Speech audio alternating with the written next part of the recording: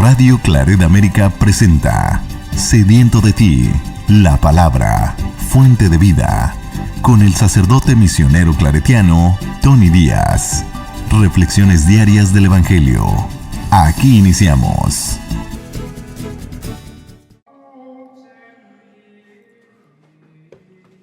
Bienvenidos hermanos a nuestras reflexiones bíblicas de las lecturas del día. Hoy es lunes de la cuarta semana de Adviento.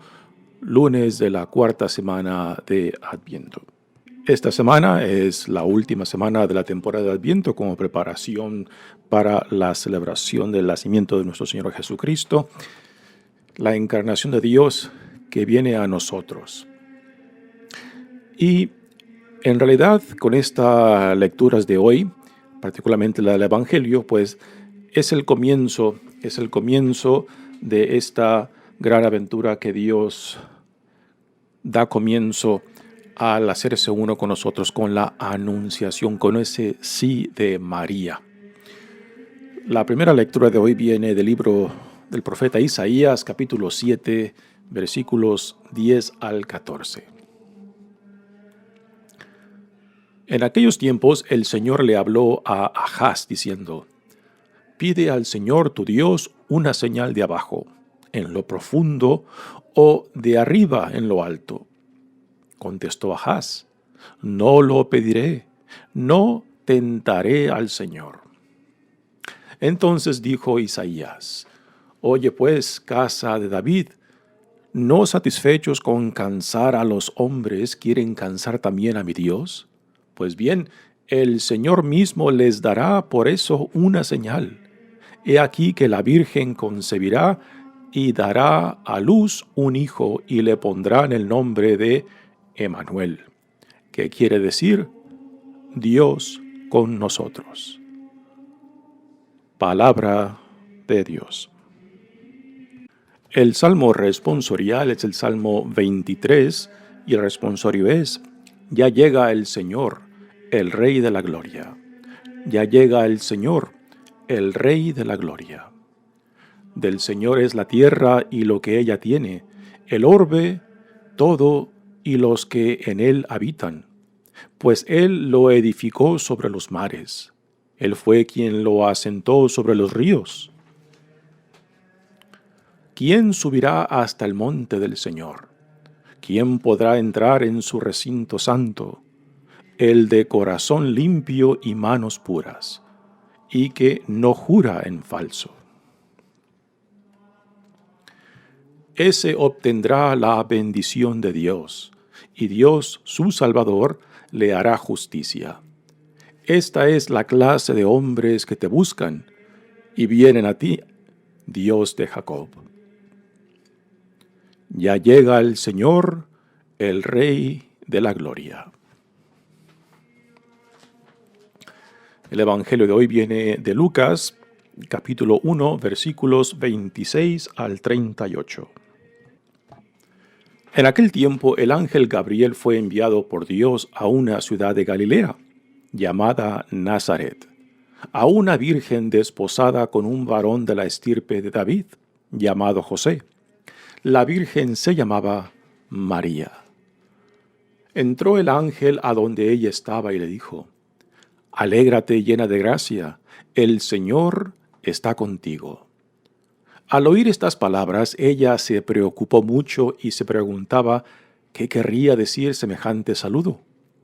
El ángel le dijo: «No temas, María, porque has hallado gracia ante Dios. Vas a concebir y a dar a luz un hijo, y le pondrás por nombre Jesús. Él será grande y será llamado Hijo del Altísimo.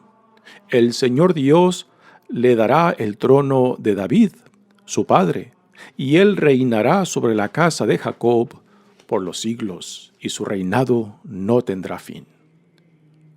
María le dijo entonces al ángel: «¿Cómo podrá ser esto, puesto que yo permanezco virgen?».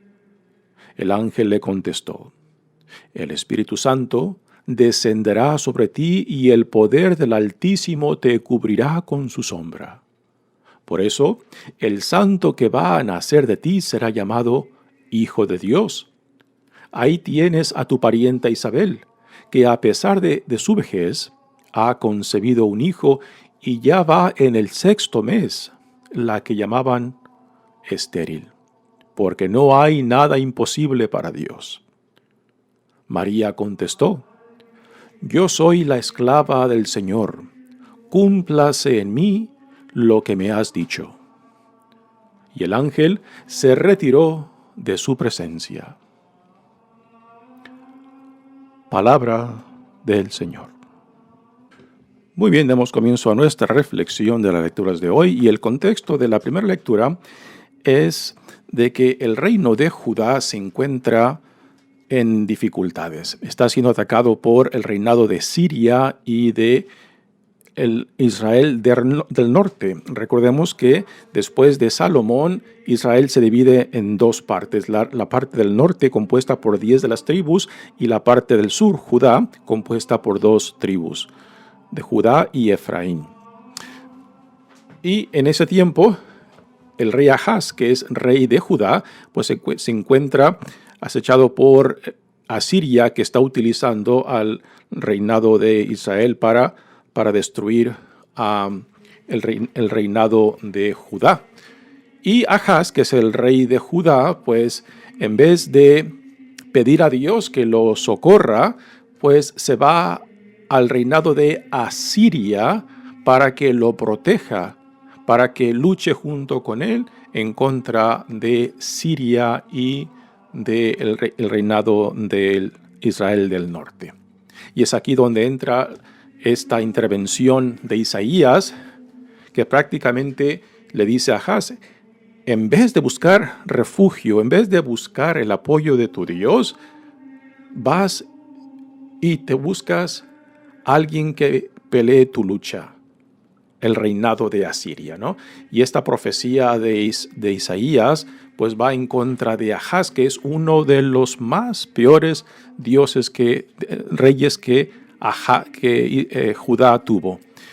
Fue un rey tan malvado que introdujo otra vez el sacrificio de seres humanos. Sacrificó a uno de sus propios hijos.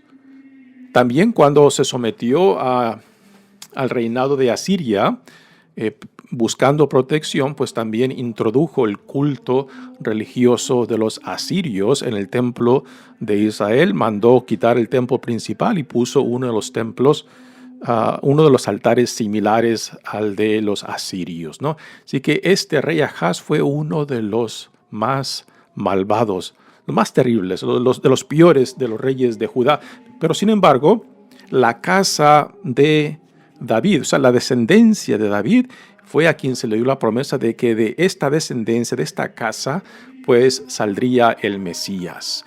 Y dentro de esta lectura se encuentra esta profecía de Isaías sobre el que ha de venir, el de que ha de reinar por siempre. Dice la lectura: en aquellos tiempos el Señor le habló a Ahaz diciendo: pide al Señor tu Dios una señal de abajo en lo profundo o de arriba en lo alto. Contestó Ahaz: no la pediré, no tentaré al Señor. Así que ya Isaías le ha echado en cara a Ahaz la decisión de ir en busca del rey de Asiria para que lo protegiera en contra de Siria y de Israel al norte.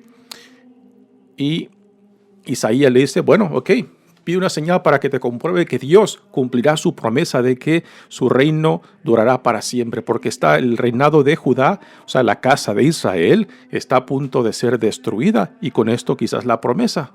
Entonces Isaías interviene en nombre de Dios y le dice: pide una señal para comprobarte que Dios cumplirá su promesa. Y Ahaz pues no se atreve a tentar al Señor. Entonces Isaías continúa: oye pues, casa de David, no satisfechos en cansar a los hombres, quieren cansar también a mi Dios. Pues bien, el Señor mismo les dará por eso una señal.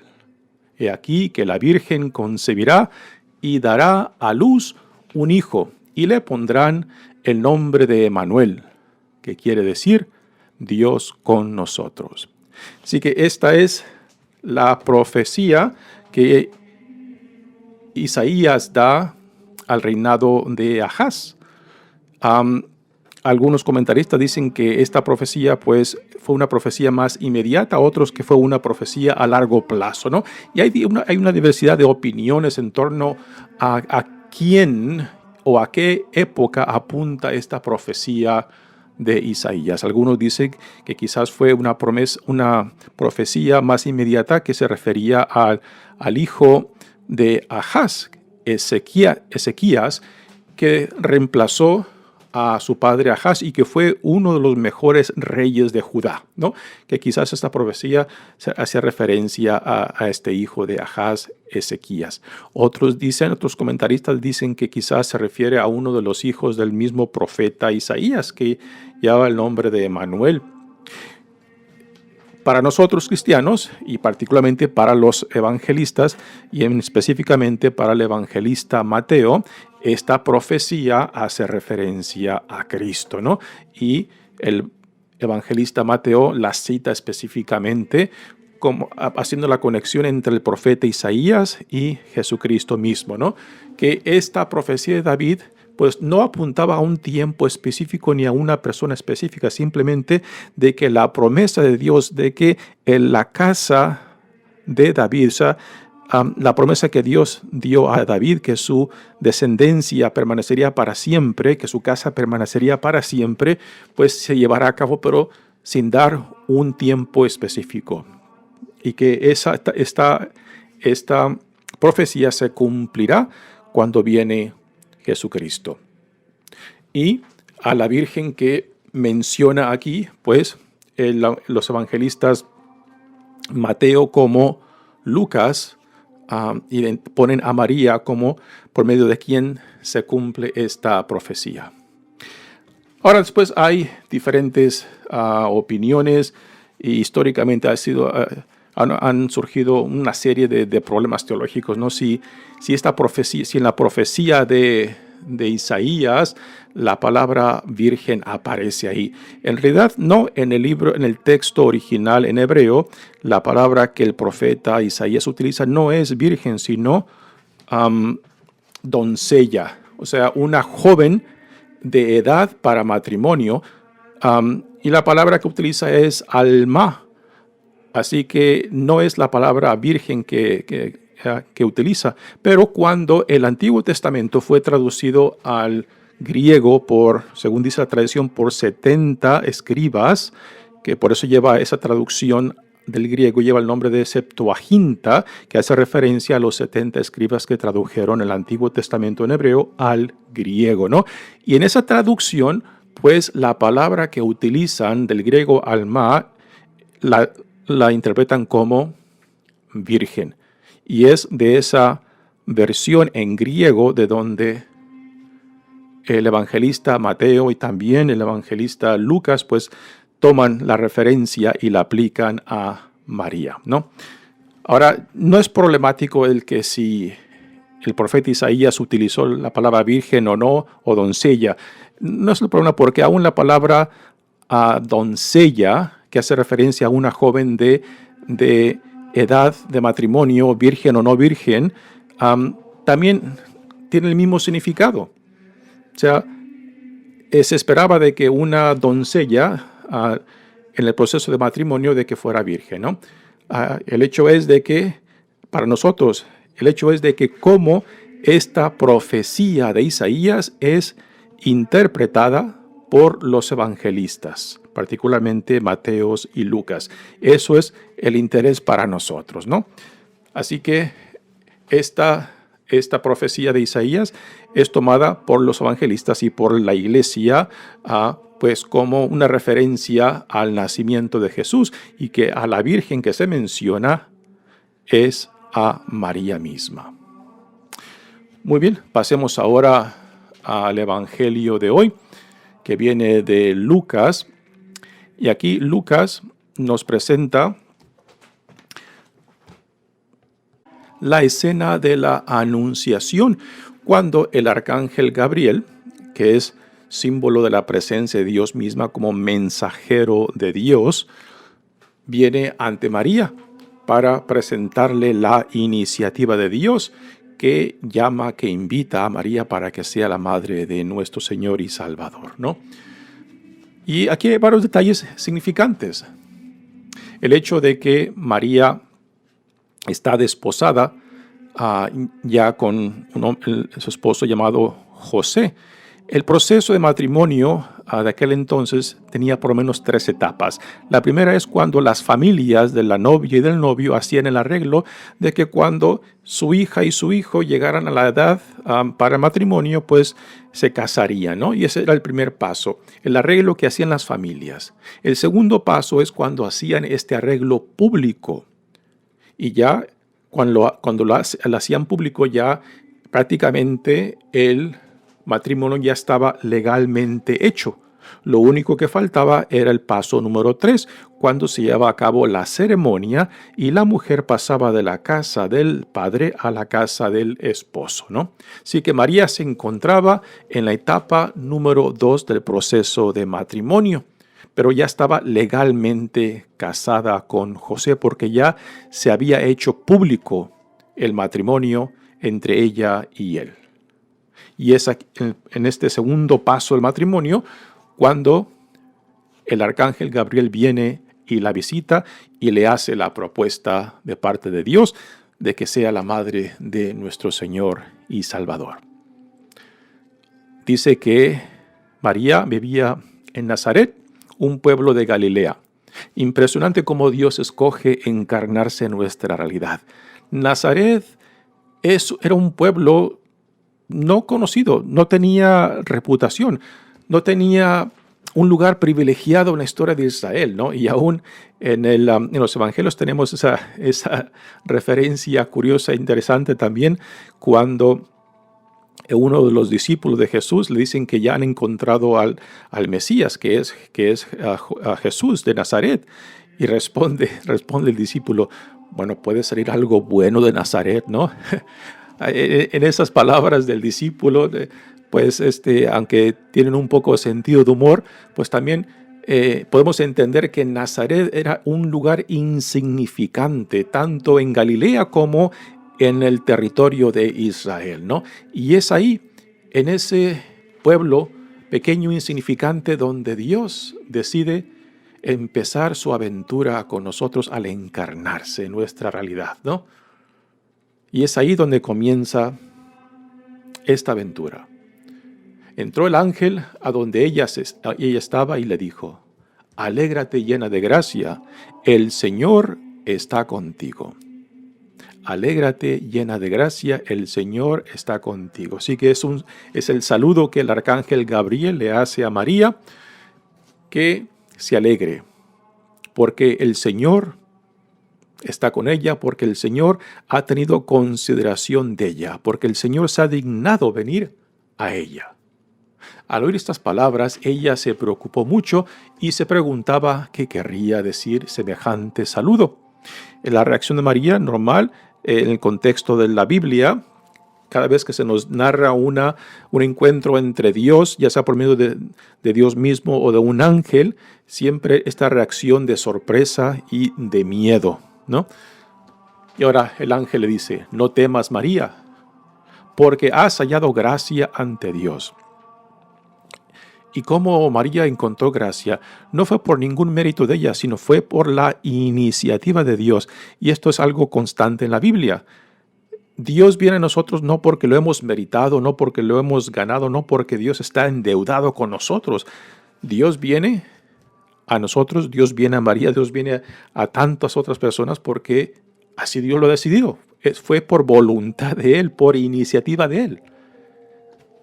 No temas, María, porque has hallado gracia ante Dios. Vas a concebir y a dar a luz un hijo y le pondrás por nombre Jesús.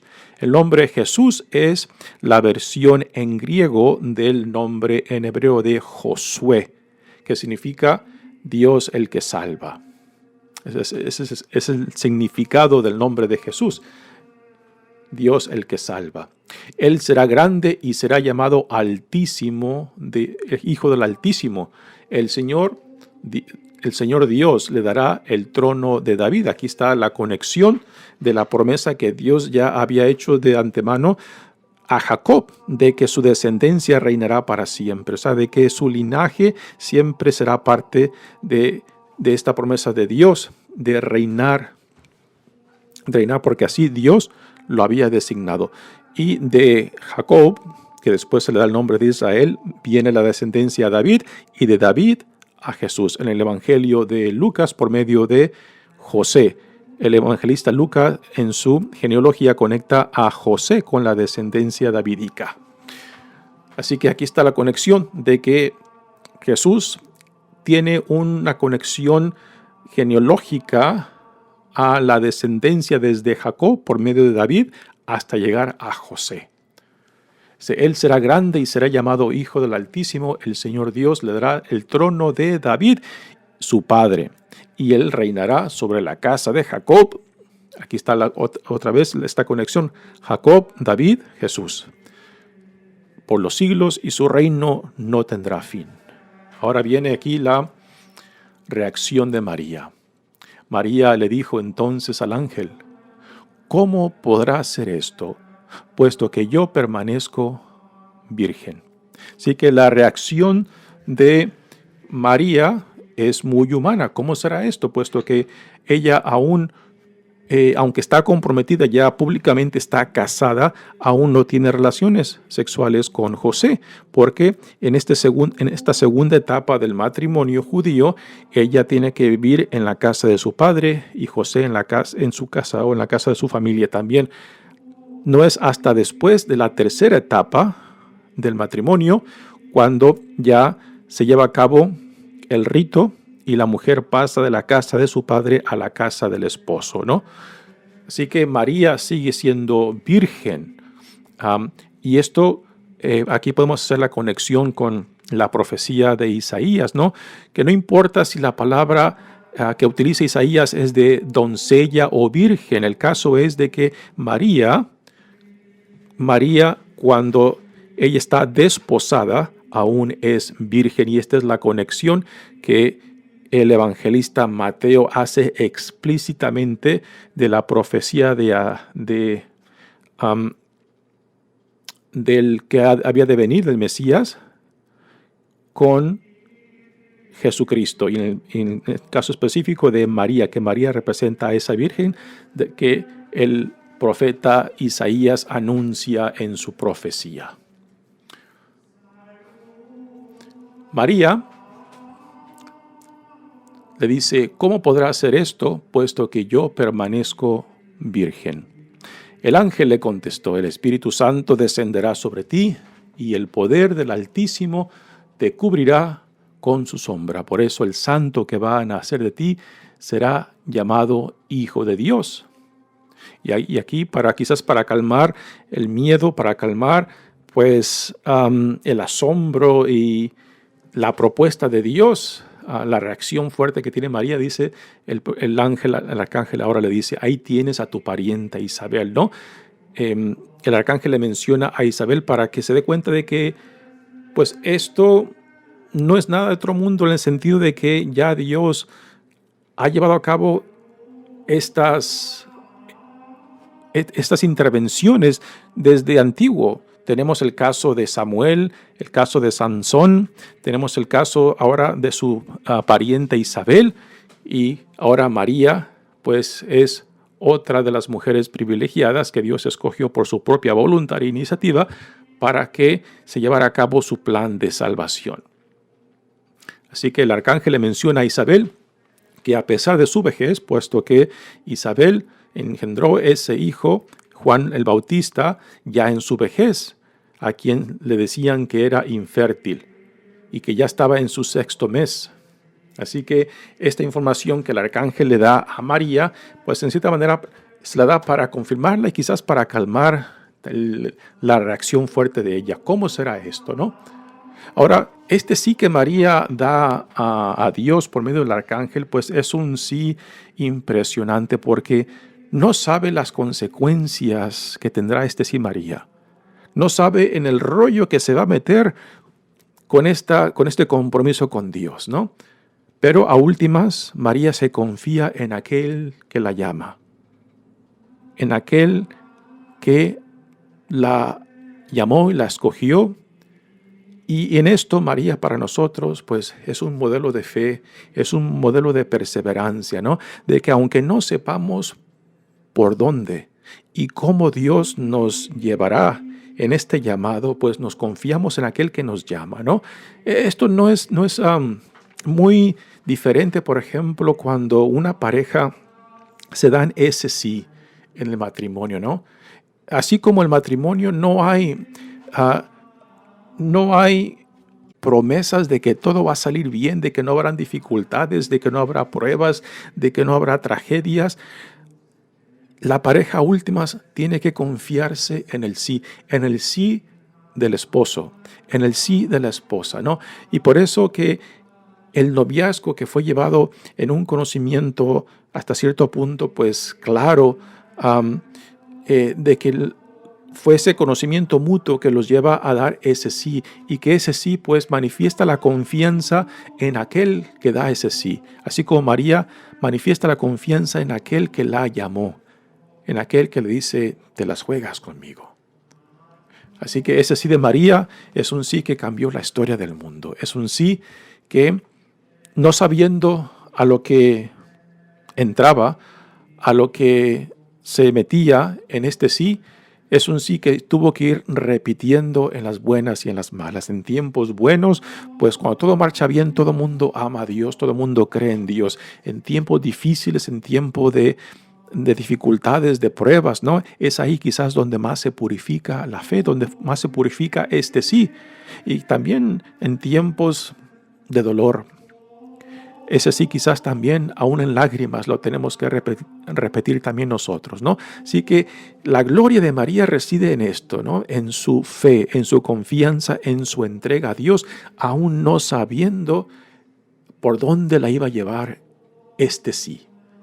Y por eso María tiene este lugar privilegiado en la iglesia. No porque es la madre, no simplemente porque es la madre de Jesús, ¿no? No simplemente porque es virgen. Yo creo que la virginidad es muy secundaria a este sí.